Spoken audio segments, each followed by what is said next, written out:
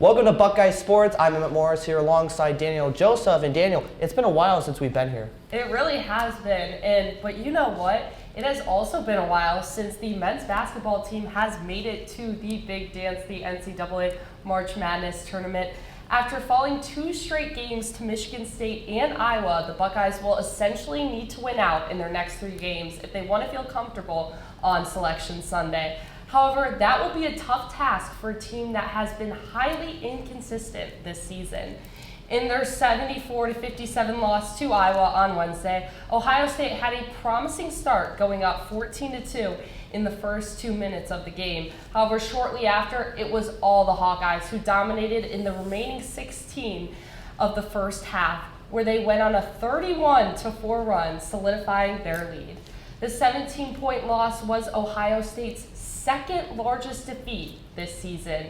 However, this Sunday will be no small task for the Buckeyes as they are set to take on the number 8 Purdue Boilermakers in the Shot at 1:30. With Purdue ranking second in offensive efficiency in the entire NCAA, the Buckeyes will need a strong performance from 7-foot center Christoph Tilley, especially rebounding the basketball defensively, which has been something that Ohio State has struggled with all season long. Should be a tough one, but a very important game for the Buckeyes, who are looking for their first tournament appearance in 3 years. Some would say that's the game of the year for Ohio State, Danielle. And with that, let's get into the ice side of things as we start with our men's hockey team as they traveled over to Penn State this past weekend, starting last Friday for a tough series. And it was a rough night last Friday with a Big Ten record 8-point night, with 7 of those being assists from the projected number 1 prospect, Gavin McKenna. That led the Nittany Lions to an 11-4 win against the Buckeyes. Game 2 on Saturday, however, was kind of a different story. It was Ohio State getting off to a good start as they take it to the second intermission up 4-2 after 2 periods of play, with goals from Sam Darkard, who had 2 in the first 2 periods, Felix Caron and Max Montes both also getting a goal, with Montes' goal being shorthanded.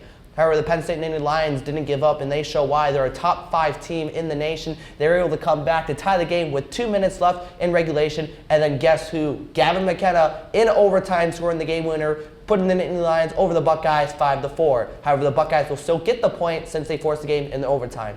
Ohio State now tonight will travel up to East Lansing to take on the Michigan State Spartans, who sit at number 1 in the rankings.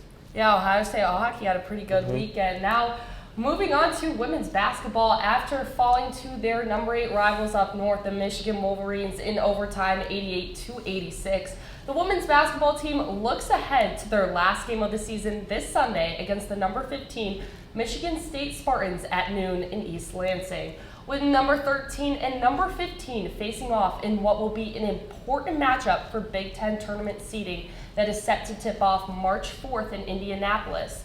The Buckeyes hope to have another stellar offensive performance from guard Jelani Cambridge and guard Chance Gray, who each had 22 and 19 points respectively in the game against the Wolverines.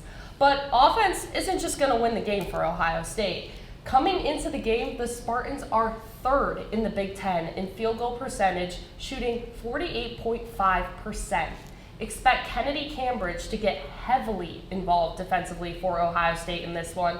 Coming off of 3 steals in the loss to Michigan, Cambridge tied Ohio State's record for the most number of steals in a single season with 115, and earned a spot on the Naismith Defensive Player of the Year late season team this past Thursday. Emmet, we'll see if the women's basketball team can close out what has been a successful season on a high note. Really has, Danielle. They went into the season looking like one of the best teams in school history, just taking a couple of big losses now, but the end goal is still the same for the Buckeyes, is to win the March Madness. Now we move on to the women's side of things for hockey, as last weekend they were still shorthanded on the bench because of the Olympics. They went up to Bemidji State to take on the Beavers in the final series of the regular season, and it just went as expected for number 2 team in the nation. Ohio State was able to get a big win, 7-1 on Friday, with a hat-trick performance by Kea Malchino. And Malchino took that momentum along with the Buckeyes in the game too, as she added on another 2 goals to that game, with Ohio State winning that game 6-3. Also goals being scored by Solone Matthews, Sarah Serdusky, Maxine Cimarroni, and the captain, Emma Preschel.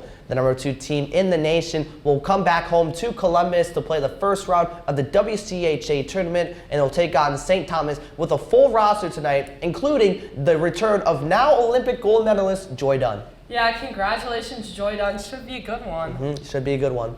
That will do it for Buckeye Sports. Emmet Morris, Danielle Joseph. We'll see you right back here next week.